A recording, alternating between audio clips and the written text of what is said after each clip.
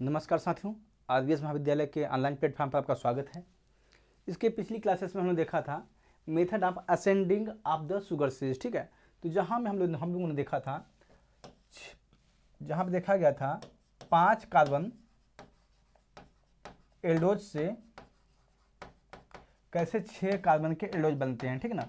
Basically अगर बात की जाए तो आर्बिनोज हम लोगों ने वहाँ पे लिया था और आर्बिनोज से ग्लूकोज बनाया गया था। ठीक है ना। तो जानते हैं आर्बिनोज 5 कार्बन कंटेनिंग मालिक्यूल है, जबकि ग्लूकोज 6 कार्बन कंटेनिंग मालिक्यूल है। ठीक है ना। तो यहाँ पर हम देख रहे हैं कि यहाँ पे 1 कार्बन हम लोग बढ़ा रहे हैं। ठीक है ना। तो बेसिकली यहाँ पे conversion of lower aldoses into higher aldoses हो रहा है। ठीक है ना। अब हम यहाँ पे देखेंगे method of descending the sugar series. इसमें क्या होगा, conversion of higher aldose into lower aldose. ठीक है, तो देख सकते हैं the higher aldose are converted into the next lower aldose by 2 method. ठीक है, पहला आपका होता है होल मेथड, दूसरा होता है रफ मेथड। ठीक है ना। अब इन मेथड को हम लोग देखते हैं फिलहाल।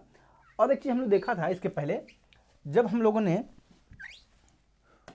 लोअर एल्डोज को हायर एल्डोज में जब कन्वर्ट किया गया था, इसके लिए जो प्रोसेस इस्तेमाल किया गया था उसको हम मेथड बोलते थे क्लियानी सिंथेसिस। ठीक है ना। इस मेथड को बोलते थे क्लियानी सिंथेसिस। ठीक है, तो यहाँ पे इसके लिए इस्तेमाल करते थे हम लोग कि लोअर एल्डोज से हायर एल्डोज कैसे बनते हैं। ठीक है ना। लेकिन यहाँ पे हम लोग देख रहे हैं कि हायर एल्डोज से लोअर एल्डोज कैसे बनेंगे। तो बेसिकली यहाँ पे हम लोग 2 तरीके का इस्तेमाल करते हैं। पहला आपका होता है होल मेथड, दूसरा होता है रफ मेथड। ठीक है, तो पहले हम लोग देखते हैं होल मेथड होता क्या है। ठीक है ना।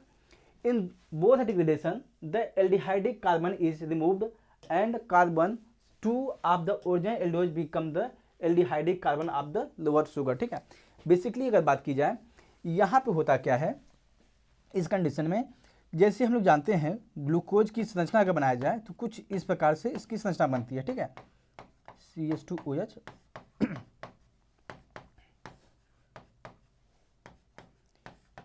ये आपका, ठीक है, ये आपका ग्लूकोज हुआ।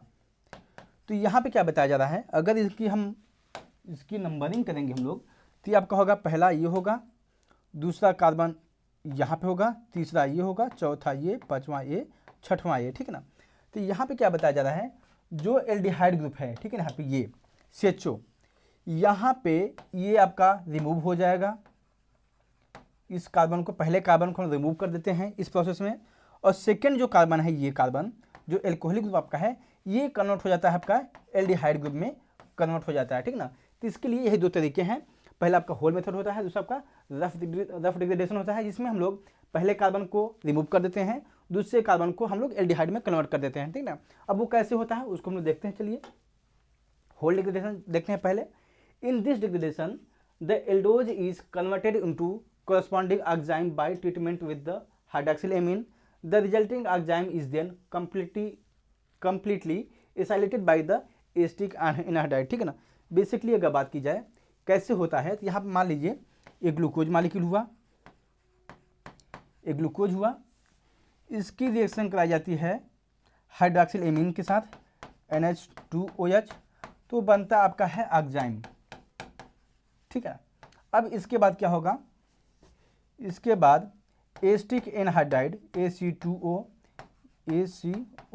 ठीक है ना, इसकी उपस्थिति जब इसकी रिएक्शन कराई जाएगी तो एसाइलेटेड ग्लूकोज बनता है। ठीक है ना। बेसिकली यहाँ पर क्या होगा कि जितने भी हाइड्रोक्सिल ग्रुप होते हैं सब में एसिटिक एसिड ग्रुप जुड़ जाता है। ठीक है ना।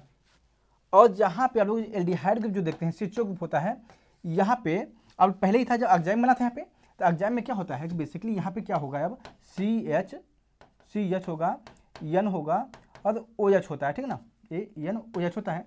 तो इससे क्या होगा, यहाँ पे OH ग्रुप बाहर निकल जाता है और इससे आपका H ग्रुप निकल जाता है, जिससे यहाँ पे CN बचता है इक्वल। ठीक है ना। बाकी जहाँ पे जितने भी CH2OH होंगे तो यहाँ पे OAC, ठीक है ना, एसिटिक एसिड जो ग्रुप होता है वो सब लगे रहते हैं, जितने भी एल्कोहलिक ग्रुप होते हैं। ठीक है ना। उसके बाद इसका ट्रांसएस्टरिफिकेशन करते हैं तो आपका जो ग्लूकोज आइनोहाइड्रीन होता है, जो CN ग्रुप होता है, ये आपका बाहर निकल जाता है और आपका एल्डिहाइड में कन्वर्जन हो जाता है। ठीक है ना। अब वो कैसे होता है, आइए रिएक्शन इसका देखते हैं कि the sodium acetate present in the reaction mixture act as the base to convert the acylated enzyme into nitrile. ठीक है ना। वही बातें हैं जो मैं बता चुका हूँ, उसको फिलहाल वही चीज़ें यहाँ पे लिखी हैं। ठीक है ना। फिलहाल मैकेनिज्म देखते हैं कैसे ये कन्वर्जन इसका होता है। ठीक है ना। ये आपका ग्लूकोज है, ये ग्लूकोज है, ग्लूकोज का रिएक्शन कराया गया हाइड्रोक्सिल एमीन के साथ, तो ये आपका बनता है एंजाइम। अब एंजाइम कैसे बनता है, जो OH ग्रुप है ये OH बेसिकली यहाँ पे क्या होगा, AH यहाँ पे मान लीजिए H2 होगा, N होगा और OH होगा, ठीक है ना। तो इसके साथ ये H और ये बाहर निकल जाएगा, आपस में दोनों जुड़ जाएंगे, ठीक है ना, CH डबल बॉन्ड N और OH हो जाता है, ठीक है ना। तो इसको बोलते हैं एंजाइम, ठीक है ना, ये आप देख सकते हैं। अब क्या होगा, जब इसका एसाइलेशन करते हैं तो जितने भी OH हाइड्रोक्सिल ग्रुप हैं, ये OH OH OH और OH और OH, ठीक है ना, ये और यहाँ पे भी सब जगह इस टाइप जो एस्टिक एनहाइड्राइड ग्रुप होता है, एनहाइड्राइड ग्रुप होता है CH3CO सब में जुड़ जाता है, ठीक है ना। इसको शॉर्ट फॉर्म में AC बोलते हैं हम लोग, ठीक है ना। तो ये सारे जगह जहाँ भी H हैं सब जगह जुड़ जाता है, ठीक है ना। यहाँ पे देख सकते हैं इसको, सारे जगह यहाँ पे जुड़ गया है, ठीक है ना। लेकिन इसमें क्या होता है, जो एस्टिक एनहाइड्राइड है ये AC2O जो है, ये जब रिएक्शन करता है, ठीक है, तो ये आपका ब्रेक करता है CH3CO प्लस और ये पार्ट इसका टूटेगा CH3CO माइनस में, ठीक है ना। अब क्या होगा, हम लोग जानते हैं इस चीज़ को, इसको अगर लिखना चाहेंगे तो H यहाँ पे इसको अगर H इसको हम यहाँ पे भी लिख सकते हैं आसानी से, तब यहाँ पे H नहीं रहेगा, ठीक है। तो अब यहाँ पे क्या होगा, यहाँ पे CH3CO माइनस, ठीक है, ये चीज़ें हैं। यहाँ पे इसको A अटैच करेगा, ये बांड यहाँ ब्रेक हो जाएगा, ये बांड आपका इसको इधर दे देगा। अब जो CH3CO जो बचा ग्रुप है यहाँ पे CH3CO प्लस बचा है, ये इसको दे देगा, ठीक है ना। तब होगा क्या कि यहाँ पे जो H था ये भी आपके इसके पास एस्टिक एसिड बन गया, और जो OH था यहाँ पे ये भी कन्वर्ट हो जाता है एस्टिक एसिड में, ठीक है ना। तो जो आपके जो AC ग्रुप है फिलहाल ये वैसे के वैसे रहेंगे, ठीक है ना। तो यहाँ पे क्या होगा, जो हम बोल सकते हैं इस चीज़ को, यहाँ पे जो CHNOH है ये आपका बन जाता है CN, ठीक है ना, ये आपका CN बन जाता है। देख सकते हैं यहाँ पे एक H इसको ले लिया, यहाँ पे अपने पास रख लिया, और जो OAC ग्रुप है ये आपका बाहर निकल जाता है, ठीक ना। जिसकी वजह से क्या होगा, यहाँ पे ट्रिपल बॉन्ड बन जाता है। तो इसको हम लोग देख सकते हैं आगे वाले प्रोसेस में, यहाँ पे देख सकते हैं जो CN आपका यहाँ पे ट्रिपल बॉन्ड बन गया, और बाकी जहाँ पे जो हाइड्रोक्सिल ग्रुप था, जो एस्टिक एसिड ग्रुप होता है वो आप में सब में लगा हुआ है, ठीक है ना। तो इसको हम लोग अब इस प्रोडक्ट का हम लोग ट्रांस एस्टरिफिकेशन करते हैं। ट्रांस एस्टरिफिकेशन में क्या करेंगे, जितने भी एस्टर ग्रुप हैं, ये जो एस्टिक एसिड वाला ग्रुप है, ये सब चीज़ें ये सब आपके बाहर निकल जाते हैं, ठीक है ना। अब सब बाहर निकल जाएंगे, होगा क्या, यहाँ पे बाहर जैसे निकलेंगे तो सबके पास यहाँ पे H और H हो जाएंगे, ठीक है ना। यहाँ पे भी H हो जाएगा। बेसिकली क्या होगा कि ट्रांस एस्टरिफिकेशन में जो एस्टिक एसिड ग्रुप होता है वो आपके हट जाते हैं, और वहाँ पे उसके बदले H आ जाता है, ठीक ना। अब क्या होगा, यहाँ पे मिथेनॉल है, इसकी उपस्थिति मिथेनॉल की उपस्थिति में CH3OH, ठीक है, इसकी रिएक्शन करा देते हैं मिथेनॉल की उपस्थिति में, ठीक है ना। अब CH3 मिथेनॉल जो होता है वो टूटता है CH3O माइनस में, ठीक है। अब क्या होगा, यहाँ पे CH3 में टूटा, ये आप जानते हैं यहाँ पे H हो गया था। जब H यहाँ पे हो गया था तो यहाँ पे क्या होगा, H यहाँ पे हो गया है, तो ये आपका CH3O माइनस है, ठीक है ना। अब ये जो मिथॉक्सिल ग्रुप है इस हाइड्रोजन को अपनी तरफ एक्सेप्ट कर लेता है, और ये जो बांड होता है यहाँ इस साइड आ जाता है, ठीक ना। जो CN होता है आपका बाहर निकल जाता है। तो होता क्या अल्टीमेट है, जो CN ग्रुप है वो बाहर निकल जाएगा, ये CN ग्रुप बाहर निकल गया। जो यहाँ पे है ये CH3OH है ना, ये जो मिथॉक्सिल ग्रुप था वो CH3 माइनस था, ये कन्वर्ट हो जाता है आपका मेथेनॉल में, CH3OH में आपका ये कन्वर्ट हो जाता है, ठीक है। तो यहाँ पे एक चीज़ देख सकते हैं, जो एक एक्स्ट्रा कार्बन था वो आपका रिमूव हो चुका है। जो पहले 6 कार्बन थे, यहाँ तक आप देखेंगे 6 कार्बन थे, अब यहाँ पे ये 5 कार्बन बन जाता है, ठीक है ना। अब एक चीज़ और यहाँ पे होता है, ठीक है, यहाँ पे अगर एक चीज़ देखेंगे, नोटिस करेंगे, तो यहाँ पे जो मिथॉक्सिल ग्रुप है जब यहाँ पे अटैक करता है, तो यहाँ पे जब इसको अटैक किया तो हाइड्रोजन अपने तब ले लिया ये, ठीक है। अब क्या होगा, ये बांड यहाँ पे जाएगा तो यहाँ पे आपका डबल बांड बन जाता है, ठीक ना। और ये जब ये बांड आपका बाहर निकल जाता है तो यहाँ पे बेसिकली होता है क्या, जानते हैं हम लोग सब, जब एक बांड टूटता है तो प्लस और माइनस बनते हैं। यह माइनस है, यह हाइड्रोजन आपका प्लस बनता है, आपका ये माइनस हुआ, ठीक है ना।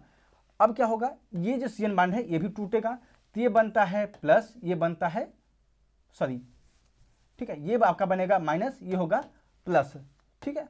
तो अब क्या होगा, जो यहाँ पे माइनस आपका है और ये आपके दोनों बांड बन जाएंगे इस प्रकार से, ये आपका एल्डिहाइड ग्रुप बन जाएगा, और जो CN माइनस है आपका बाहर निकल जाता है, ठीक ना। तो आपका मिथेनॉल भी ग्रुप आपका एक बन जाता है। तो हम देख सकते हैं एक मिथेनॉल ग्रुप बना है और एक जो CN माइनस है वो आपका बाहर निकल गया, ठीक ना। तो अब यहाँ पे क्या होगा, आपका एल्डिहाइड ग्रुप एक बन जाता है, ठीक है, जिससे आप बोल सकते हैं CHO बोलते हैं। तो यहाँ पे देखते हैं जो सेकंड कार्बन था ये आपका पहला कार्बन है, ये दूसरा कार्बन है, ये आपका दूसरा कार्बन था, ये तीसरा कार्बन है, चौथा ये पांचवा है और ये छठवां है, ठीक है ना। तो यहाँ पे देख रहे हैं जो सेकंड कार्बन है वही कन्वर्ट हुआ है एल्डिहाइड ग्रुप में, ठीक है ना। तो इस प्रकार से हम बोल सकते हैं इस चीज़ को कि यहाँ पे जो सेकंड कार्बन है एल्डिहाइड में कन्वर्जन हो गया, जो पहला कार्बन था जो एल्डिहाइड ग्रुप था वो आपका रिमूव हो चुका है, ठीक है ना। तो इस प्रकार से इसको बोलते हैं हम लोग हैं, ये जो प्रोडक्ट बनता है अल्टीमेट हमारा वो आल्बिनोज होता है, ठीक ना। तो हम लोगों ने देखा था क्लियरिंग सिंथेसिस में आल्बिनोज से हम लोग बनाए थे ग्लूकोज, ठीक है। यहाँ पे देख रहे हैं क्लियरिंग सिंथेसिस में था ये, यहाँ पे देख रहे हैं ग्लूकोज से आल्बिनोज, ठीक है। आल्बिनोज पता है ये आपका 5 कार्बन कंटेनिंग मॉलिक्यूल होता है, जबकि ग्लूकोज आपका 6 कार्बन कंटेनिंग मॉलिक्यूल होता है, ठीक है ना। तो यहाँ पे इस चीज़ को हम लोग आसानी से समझ सकते हैं, ठीक है।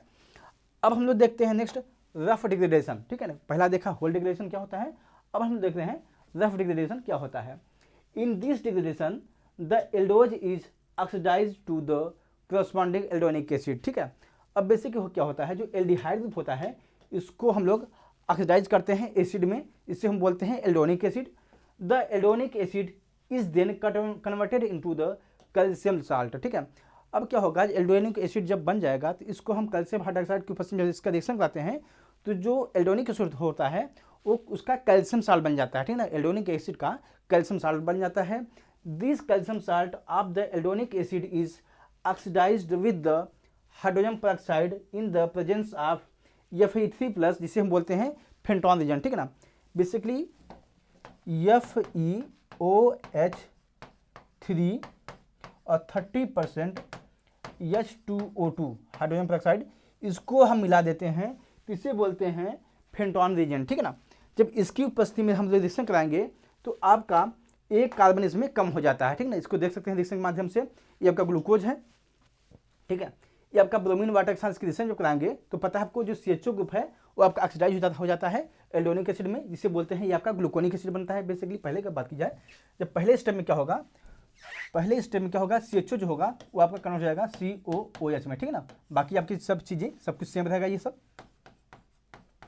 अब सेकंड स्टेप में क्या होगा, जब कैल्शियम हाइड्रोक्साइड जब इसकी रिएक्शन करता है तो जो यहाँ पे H है वो आपका बाहर निकल जाता है, COO और Ca2+/2, ठीक है, ये हो जाता है, ठीक है, इसका वैलेंसी करने के लिए, ठीक है, 2/2 कर देते हैं।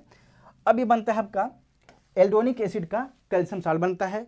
इसकी जब हम रिएक्शन कराते हैं फेंटॉन रीजन के साथ तो जो ये आपका एक ग्रुप होता है आपका बाहर निकल जाता है और आपका जो ये सेकंड कार्बन होता है, ये वाला सेकंड कार्बन, ये आपका कन्वर्ट हो, ये सेकंड कार्बन है, ये कन्वर्ट हो जाता है आपका एल्डिहाइड ग्रुप में, ठीक है ना। तो यहाँ पे भी आप इसको आसानी से आल्बिनोज बन जाता है, ठीक है। इसका रिएक्शन मैकेनिज्म प्रॉपर्ली अवेलेबल है नहीं किसी बुक में, ठीक है ना। तो आप बेसिकली इसको ऐसे ही समझ सकते हैं, ठीक है। तो आज हम लोग यहीं तक क्लास देखते हैं कि कैसे हम लोग हायर एल्डोज से लोअर एल्डोज में कन्वर्जन करते हैं एल्डोज शुगर का, ठीक है। अब नेक्स्ट क्लास में कुछ हम और टॉपिक के साथ आएंगे।